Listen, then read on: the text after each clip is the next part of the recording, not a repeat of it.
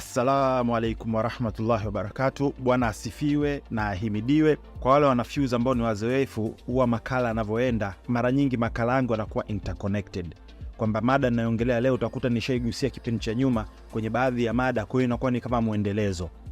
Video hii imelenga kwa madhumuni ya kielimu na kuhamasisha fikra za kina. Tunakuza majadiliano ya wazi, lakini wafuatiliaji wote ninatarajia kushiriki kwa heshima. Tafadhali epuka maneno ya chuki, ubaguzi, mashambulizi binafsi au aina yoyote ya vurugu. Tuchangie katika kuunda mazingira salama ya kujifunza na majadiliano yenye tija.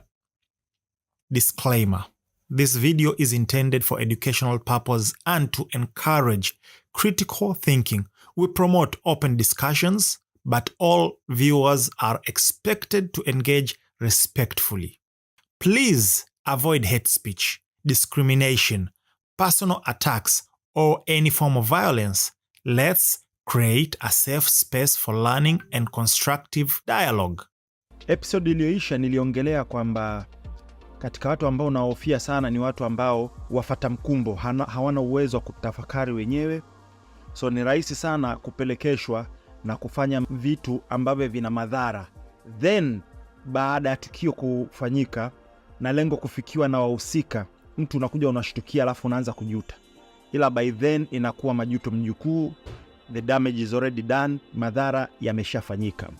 Leo nataka tugusia kwa ufupi Gaddafi, jinsi gani walivyomtoa na usaliti wa watu wa karibu na sources zote, vyanzo vyote na kuwekea hapa as usual, na kupa facts na sources, vyanzo mwenyewe ukijisikia utaenda kufanya research in details.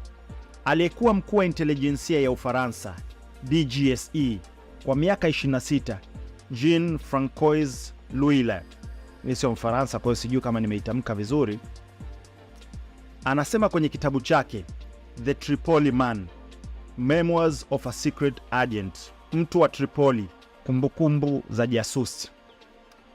Sikiliza maneno haya ya kusikitisha, na ndo maana nilisema kwenye makala yaliyopita naofia sana watu wenye kufata mkumbo, maana huwa wanakuwa exploited, wanatumika vibaya, wanafanya vitu vyenye madhara, na baada ya lengo kufikiwa na wao kuona madhara yale wanaanza kujuta. Ila majuto ni mjukuu, it's too late, the damage has been done, madhara yashafanyika. Sikiliza maneno haya, yanauma sana. L'Huillier anasema, we eliminated Gaddafi, tulimuondoa Gaddafi, and destroyed his country, na tukaibomoa nchi yake, without worrying, bila kujali, that it was a rampart against Islamic terrorism, kwamba ilikuwa ni nguzo dhidi ya ugaidi. Hapa ametumia ugaidi wa Kiislamu, na nishaongelea hapa kipindi cha nyuma kwamba huu ugaidi wameutengeneza wao wenyewe. Chanzo ndio hiyo hapo, Arab News, ni makala 2023 August 14. French agent's book calls Gaddafi overthrow a strategic error, immoral mistake. Kwamba aliyekuwa mkuu wa intelijensia ya Ufaransa anasema kumpindua Gaddafi was a strategic error, ilikuwa ni kosa la kimkakati, and immoral mistake, na kosa la kiutu, haikuwa kitu sahihi. Sasa hapa kama mnavyojua DJ Sma, I read between the lines na nakuchambulia. DJ Sma, mimi sio mwandishi wa habari, mimi sio journalist, mimi ni mtu ambaye nimejaliwa uwezo wa kuweza kuchambua. Sasa hapa nakuchambulia. Kwanza sikiza neno alilotoa, overthrow, kupindua. Kwa hiyo walimpindua Gaddafi. Ila nchi zingine, let's say ina trend sasa hivi ambayo ni nchi ya Niger, kupinduliwa rais wameifanya kama ni kosa, na wanasema warudi kikatiba na kufuata rais aliyechaguliwa kikatiba, ila huku wao walimpindua. Umeona double standards. Haya makala na kuacha utaenda kuyasoma wenyewe kwa muda wako, ila mimi naongelea zile pointi za muhimu. Anasema decision by France then President Nicolas Sarkozy to back rebel groups, kwamba maamuzi ya aliyekuwa rais wa Ufaransa kipindi kile Nicolas Sarkozy kuwaunga mkono waasi taking on Gaddafi, dhidi ya serikali ya Gaddafi, as not thought through, kwamba hawakuitafakari vizuri uamuzi huo. with disastrous consequence, na ilikuwa ina madhara makubwa. Haya ndio nilivyoanza nikasema, naogopa sana watu ambao huwa hawana upeo, wanafanya mambo alafu wakishaona madhara yake wanakuja wanajuta, lakini it's already too late. Anasema the military operation was brilliantly run, kwamba upande wa kijeshi execution yake ilifanyika vizuri sana, utekelezaji wake ulikuwa babu kubwa mzuri sana. But sikia haya maneno yanauma, there was trickery, kulikuwa kuna uongo, kulikuwa kuna hadaa, because Gaddafi was extending his hand to the west, kwa sababu Gaddafi alikuwa ananyoosha mkono wake, anauleta mkono wake kwa sisi nchi za magharibi, kwa maana kwamba alikuwa tayari kushirikiana nao. Sikia haya maneno yanauma, lakini ndio ninachosema, majuto ni mjukuu. Not only didn't we grasp the hand, sio tu hatukuona kwamba alikuwa anaunga mkono, anataka kujihusisha na sisi, hatukuona ule mkono ambao ulikuwa unaelekezwa kwetu, but we also cut the head off, lakini pia tulikata kichwa, kwa maana kwamba tulimuua Gaddafi. I find that completely immoral to have done that. Anasema nimekuja kugundua kwamba ilikuwa ni kosa la kiutu, immoral, la kiutu na la kimaadili, ni kosa kabisa kufanya hivyo.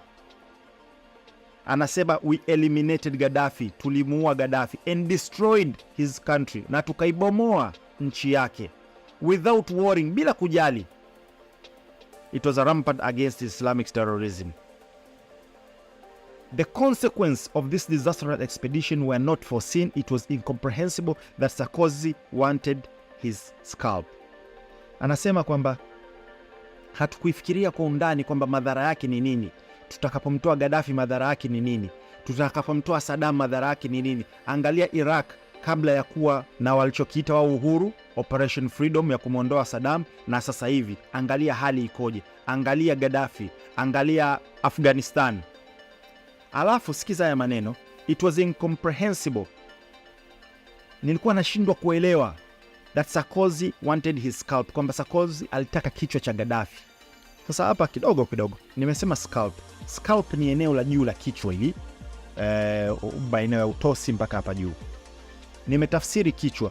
Kuna watu ambao wanakuja kwenye fields alafu wanaanza unakosea kutafsiri. Mimi sio dictionary wala siko kwenye darasa la lugha. Ninatumia tafsiri ambayo naona ni rahisi kuelewa, kwa sababu hizi ni metaphor, ni kitu kwa ajili ya kufikisha ujumbe. Kwa hiyo nikisema kichwa, mtu asije akaanza kusema hapo scalp maana yake ni kitu fulani, lakini wao wamesema kichwa. Kuna watu ambao ni wazito sana kuelewa. Sikia maneno anasema, in the book Louila says members of the French and Libyan government had close links to each other before Gaddafi fell, kwamba serikali ya Libya na serikali ya Ufaransa walikuwa na ushirikiano mzuri, walikuwa na ukaribu kabla ya kuondolewa Gaddafi. Alafu kinachosikitisha zaidi ni usaliti. Kama umependezwa na maudhui haya, basi share na wengine wafaidike nayo. Hiyo ni kwenye WhatsApp group, au unaweza ukaishare hata kwenye YouTube page yako. Hivi unajua, ukibonyeza like unaiwezesha hii video kufikia watu wengi. Na kama huja subscribe, bonyeza subscribe, afuta kutana kikengele, bonyeza ile. Na kama huja subscribe kwenye YouTube channel ya DJ Smart 255, karibu uwe mwana Fuse. Kuna kitu anaita from the horse's mouth, kutoka kwenye mdomo wa farasi. Wanamaanisha ni kutoka kwenye mdomo wa muhusika kabisa, kwamba serikali ya Ufaransa na Libya zilikuwa zina ukaribu, zilikuwa zinashirikiana vizuri. Na sio hiyo tu, Gaddafi alimpa rais wa Ufaransa Nicolas Sarkozy wa kipindi hicho mamilioni ya hela kwa ajili ya kampeni yake ya uchaguzi. Ila bado huyo kiongozi wa Ufaransa, rais wa Ufaransa, akamuua na kumuondoa madarakani Gaddafi. Umeona usaliti? Na SAS, hii ni special forces, one of the best special forces in the world ni SAS, Special Air Services ya Uingereza ya UK, ilikuwa inafanya mkakati wa kuwasaidia waasi kumwondoa Gaddafi. Na ripoti zinasema kwamba Assad wa Syria alimsaliti Gaddafi. Serikali ya Syria ndio ilitoa namba ya simu ya satellite ya Gaddafi na kuiwezesha Ufaransa kumwekea mtego Gaddafi kwenye mji wa Sirte. Haya makala na kwa chini mtaisoma kwa urefu. Hii ni jarida lingine ambalo linaitwa Sydney Morning Herald. Mtaenda kusoma.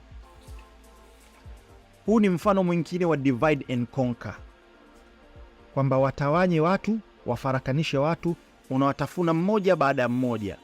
Syria akadanganywa, kamsaliti mwenzie. Walipomalizana na Gaddafi, si walimgeukia ya Assad. wakaenda wakapeleka majeshi Islamic State kule na majeshi yao ya kigaidi. Almost nusu ya Syria ilikuwa ishachukuliwa, kama sio Urusi na Putin kuingilia kati.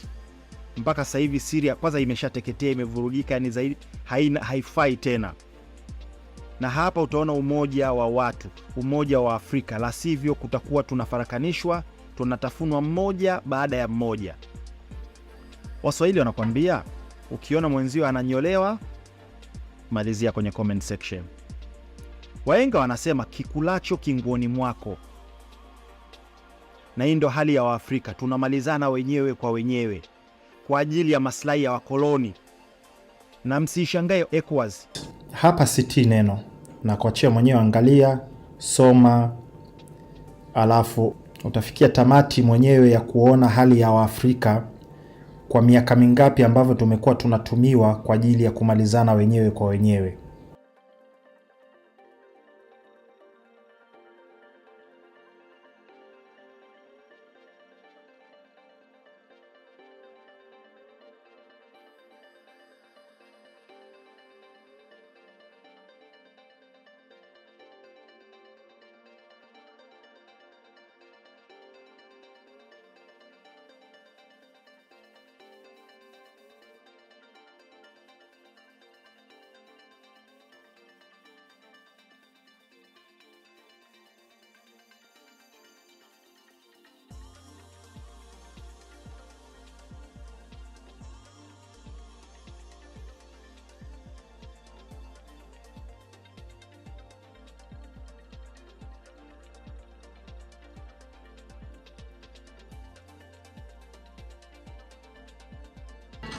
Hawa wote ni Waafrika ambao walikuwa wanatumika kwa ajili ya maslahi ya wakoloni. Ila King Leopold ndo alivunja, alikuwa hatari sana. Hii Force Republic na nishaitengenezea makala yake. Walikuwa ni wakatili sana.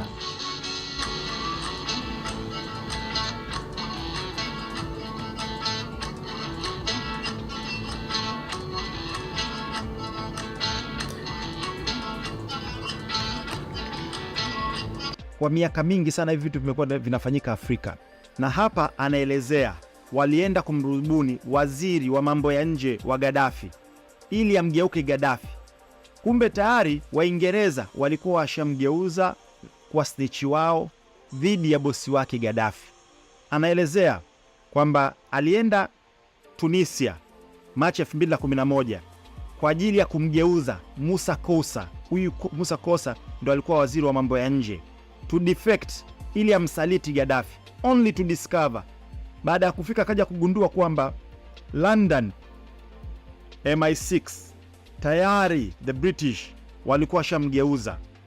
No doubt our British allies must have made a more generous offer, kwamba Uingereza walimpa offer kubwa sana, walimpa hela nyingi zaidi kwa bwana Musa Kosa. Kwa hiyo unakuja kuona kwamba kikulacho kinguoni mwako, waziri wa mambo ya nje wa Libya ndo aliyemgeuka bosi wake. Kingine tunachojifunza ni kwamba hawa watu hawana nguvu iwapo sisi wenyewe tutalindana na tutakuwa kitu kimoja. Nguvu yao ni kwamba sisi kwa sisi, yani sisi ndo tunawapa nguvu kwa kugeukana na kuwa wasaliti kwa wenyewe. Fuatilia historia yote. Viongozi wote wa Afrika waliouawa na kwa wote duniani, waliowaua ni watu wao wa karibu ambao wametumiwa na watu wa nje. So nguvu ya mabeberu au watu wabaya au wakoloni ni udhaifu wetu sisi wa kugeukana wenyewe kwa wenyewe. Lakini nitoe shukurani na tuendelee kuisupport Fuse by DJ Smart ili kukidhi gharama za kiuendeshaji. One love. Wana Fuse, mimi leo sitii neno. Naomba tuangalie picha hizi za kabla na baada ya NATO kuibomoa Libya na kumuua Gaddafi kwa hoja ya kuleta uhuru. Naomba museme huu ni uhuru? Hali ya Libya sasa hivi ni bora kuliko wakati Gaddafi yupo? Naomba tumsikilize Malema. Haya maneno ya Malema yameniingia kwa sababu jinsi alivyoyadeliver, ameyadeliver katika sura nzuri sana na logic sana, na I hope wana Fuse wataielewa, na I hope wa Afrika wataielewa. Sikiliza anachokisema. What peace did NATO take to Libya? Sikiza hilo swali. What peace did NATO take to Libya? Ni amani gani ambayo NATO waliipeleka Libya? Sijui mnanielewa, sijui mnamuelewa bwana. Look at what you did to Libya. Anasema angalia mlichoifanya Libya. Na hichi naomba muelewe kwa sababu nakuja kuelezea uko mbele kinachoendelea Niger. To date, because you are going after one man, you destroy the whole country. Aisema maneno mazito sana. Anasema kwa sababu mlikuwa mnaenda kumtafuta mtu mmoja tu ambaye ni Gaddafi, ambaye alikuwa kinyume na matakwa yenu, mumeangamiza nchi nzima. Sijui mnaelewa jinsi gani ya watu walivyo selfish kiasi gani na jinsi hawajali watu. Kwa sababu ya kiongozi mmoja tu wameharibu nchi nzima, wameibomoa nchi nzima ya Libya mpaka sasa hivi. Na sio Libya tu. Tuangalie nchi kibao, turudi kwa Saddam. Kwa sababu ya kiongozi mmoja tu wameibomoa Iraq. Mbele nakuja kuongelea aina na mifumo ya utawala. Tutapita kote, tutapita Iraq, tutapita Libya, tutapita Niger na kinachoenda kuendelea huko. So if it brought peace in Norway, it has not brought peace in Africa. Anasema kama imepeleka amani Norway, basi haijaleta amani Afrika. And our experience with NATO is not what you have experienced, and therefore we respectfully disagree with that. I say jamaa anaongea logic sana. Anasema na sisi experience yetu na NATO sio experience yenu nyinyi. Nacho mnachofanyiana kwenye nchi zenu ni tofauti na NATO inachokifanya hapa Afrika. We need to strengthen AU. Na mimi siku zote wanafuse wanawajenga wawe na uwezo wao wenyewe kufanya research. Ndio maana mara nyingi kuna baadhi ya vitu ambavyo mimi wanajua lakini sivisemi, naomba muviseme hapa kwa sababu ninajua kwamba let's say naweza nikauliza cobalt inatumika kwa ajili ya nini, uranium inatumika kwa ajili ya nini, maana neno fulani, actor wa movie fulani, sio kwamba sijui na sio kwamba siwezi kufanya research kuijua, ila huwa naweka mazingira ya wanafuse wao wenyewe wana uwezo wa kujihakikishia information. Maana kuna mtu anasema usitulazimishe sisi tukuamini. Mimi sije kumlazimisha mtu aniamini. Na wanafuse ambao wanajua siku zote wanajua huwa wanajitahidi kuwatengenezea mentality ya wao kufanya research. Ukweli utabaki kuwa ukweli. Hata kama una miaka 1000 utabaki kuwa ukweli. Anyways, wanafuse, tukutane kwenye comment section. Toa maoni yako na as usual napenda kujua unasikiza kutoka wapi. Pata link za makala zote pindi zinapotoka au kujua ratiba za content za DJ Sma kwa kusubscribe kwenye WhatsApp channel ya DJ Sma 255. WhatsApp channel ni tofauti na group. WhatsApp channel unapata link na taarifa za Fuse by Sma. Kila DJ Sma ninapokuwa natoa makala huwa nachukua link na kuiweka kwenye WhatsApp channel, unakuwa unapata updates zote kiwepesi. Njia ya kujiunga ni QR code hii hapa, iscan, itakupeleka moja kwa moja kwenye channel. Au tuma WhatsApp message kwenda namba hii 0764124124. Utapokea message na ndani ya hiyo message utaona kuna link. Bonyeza hiyo link, moja kwa moja inakupeleka kwenye WhatsApp channel, alafu subscribe. Kama umependezwa na maudhui haya, basi share na wengine wafaidike nayo. Hiyo ni kwenye WhatsApp group au unaweza ukaishare hata kwenye YouTube page yako. Hivi unajua ukibonyeza like unaiwezesha hii video kufikia watu wengi? Na kama huja subscribe, bonyeza subscribe, after kutana kikengele, bonyeza ile. Na kama huja subscribe kwenye YouTube channel ya DJ Sma 255, karibu uwe mwana Fuse. YouTube channel ya DJ Sma 255 inazidi kukua, engagement ni nzuri, ni fursa kwako kwa ajili ya kufanya biashara. Karibu, usipige simu, usitume text ya kawaida, tuma WhatsApp message kwenda namba hii hapa 0764124124 tuyajenge. Lakini nitoe shukurani na tuendelee kuisupport Fuse by DJ Sma ili kukidhi gharama za kiuendeshaji. One love. Kupata updates zangu zingine ni follow Instagram DJsmart255 na ndo jina hilo hilo DJsmart255. Napatikana Twitter, napatikana TikTok na kwenye social media zote. DJ Smart.